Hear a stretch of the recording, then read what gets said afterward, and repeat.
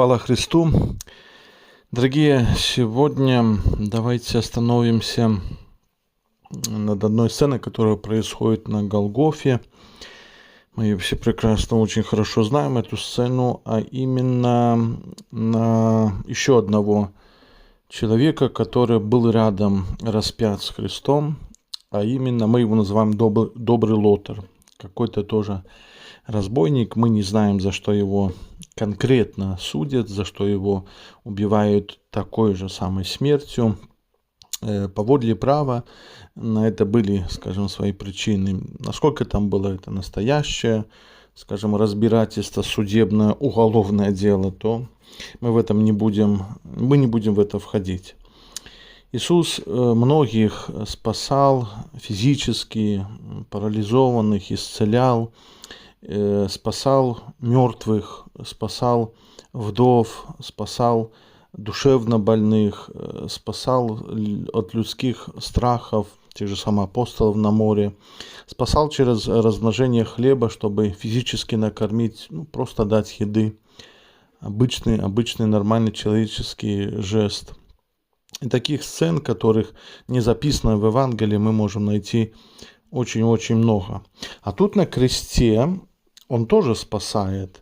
Назовем так, Иисус не знал, кто это, так скажем, конечно, он знал, как Бог, как Сын Божий, но со стороны так Сына Человеческого, назовем так, не знал, кто это за такой бандит-разбойник. И вот достаточно было одно предложение, один взгляд, и он говорит: сегодня со мной ты будешь в раю. Мы любим где-то эту сцену про доброго Лотара, потому что, скажем так, да, к сожалению, один покаялся, один не покаялся, но мы любим эту сцену, потому что, так видим, кажется нам такой финал прекрасный, потому что человек раскаялся, то есть такая заканчивается страшная сказка хорошо. Мы знаем, что Иисус, конечно, пошел в рай спасать, всех тех, никто не мог войти в рай. И этот Лотар вот так вот красиво, супер повезло. Но, может, мы не видим одну такую, вернее, не то, что не видим, может, не всегда обращали внимание. Что именно я хочу сегодня подчеркнуть именно в этой сцене, в разговоре, в очень коротеньком разговоре Иисуса и этого доброго Лотара. Спасение. В чем суть была этого спасения Лотара? Смотрите, Иисус, если очень так тоже по-земски, по-человечески размышлять, он не освобождает его от креста. Он не освобождает его от терпения, от боли. И знаем, что когда уже время шло, чтобы они умерли на кресте, и солдаты римские сказали, это было тоже, скажем, одна из таких, к сожалению, методик убийства, распятие на кресте, ломают им голени, бьют там большой какой-то кувалдой, и тело обрушивается, то есть человек задыхается. То есть такая смертельный удар. Физические ломания костей, это, конечно, даже так страшно представить, ужас этого. Но знаем, что Иисусу, не поломали, Иисус умирает сам.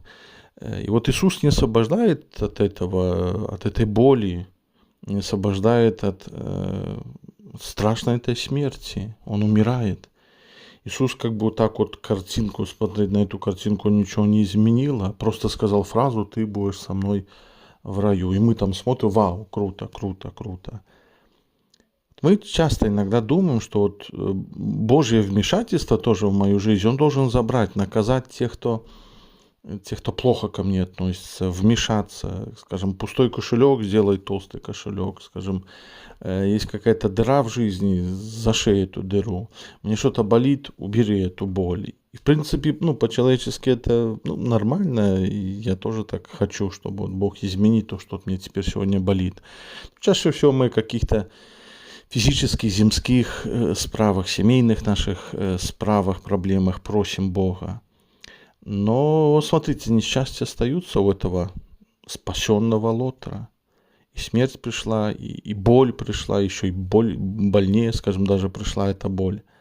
Согласны ли вы вот именно на такой план Божий? Я всегда на проповедях, реколлекциях говорю, что, например, Бог, Иисус предложит мне такой чистый лист бумаги и скажет: слушай, внизу, пожалуйста, поставь свою подпись, печать, что ты согласен на тот сценарий, на тот план, который закончится прекрасно, то есть и ты, и твоя семья войдет в рай. Но что будет это за жизнь? 10, 20, 30, кажется, 90 лет. Может здесь, может там, может в гонении, может в любви, может не в любви со стороны там других мира и так далее. Может ты будешь в шикарных условиях, а может не шикарных. Готов ли, доверишься ли ты мне, что я вот беру штурвал твоей лодки, твоего корабля и поведу. Финал будет супер. Все, я спасу всех, и вы будете со мной в раю, все будет шикарно. Ну, конечно, можно, ну да, но я очень сомневаюсь. Вот эта сцена Лотера немножко должна поставить нас такой холодный душ облить, что не, все равно я вот такой, как бы добрый Лотер, прошу, но Иисус и здесь, пожалуйста. Я понимаю, ты обещаешь, ты любишь, но нет. Я, наверное, я не подпишу. Согласны ли вы на план Божий, например, для своих детей, таких вот назовем Лотеров, или других близких людей, которые не очень хорошо живут, может, в зависимостях от алкоголя, к сожалению, может, это мой сын, там, брат, дядя, папа, или кто-то там, дочь, в каких-то аморальных, неправильном поведении, вообще неправильном поведении. И Иисус говорит: я спасу, все будет окей, но этот человек умрет там, например, в тюрьме или от страшной какой-то болезни. И будут какие-то последние дни, месяцы боли. Но вот это есть немножко такой в добром, надеюсь, не хочу никого оскорбить, холодный душ и поставить себе. И это нормально, что я сегодня могу сказать: нет, наверное, я так не готов.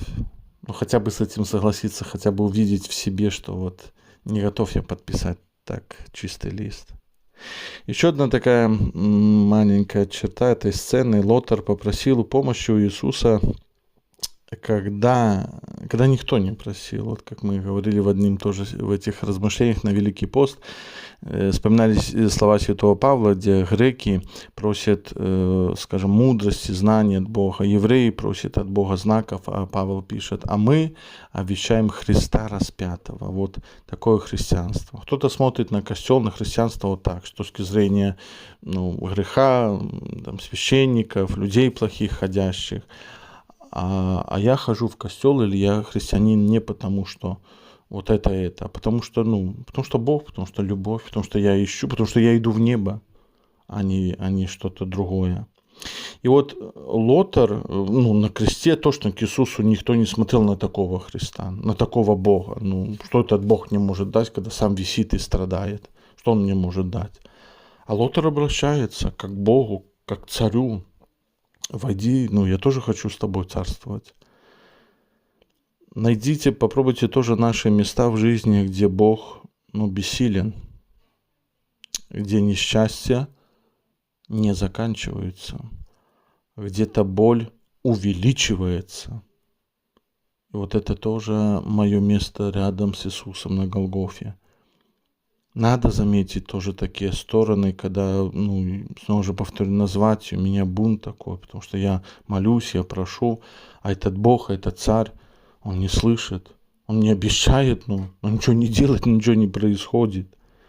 Лотер единственный, кто до Иисуса обратился по имени. Все часто там учители, рабби, сын Давида. Он как бы на «ты», сразу на «ты» перешел. Может, этот Лотер, хоть мы, повторюсь, не знаем, кто он был, но где-то пересекались косвенно, возле толпы проходил, а может, где-то и слушал какую-то из проповедей или был свидетелем какого-то чуда. Может, он был такой революционер, скажем, против римских оккупантов, скажем так, воевал. Но, может, он один из тех 4, который принес парализованных, кто его знает, кто он был. Напевно, вот это есть добрая новина для вас, кто слушает, и когда вы имеете, в кавычках, конечно, скажу, таких лотров, сыновей, дочерей, близких людей, друзей, коллег, других людей, которые рядом, соседи, которые говорят там и живут безбожно, не обязательно там аморально. Вы за них где-то переживаете. Иисус вот этой сценой с добрым лотром говорит: все в моих руках. Все, поверьте, в моих руках.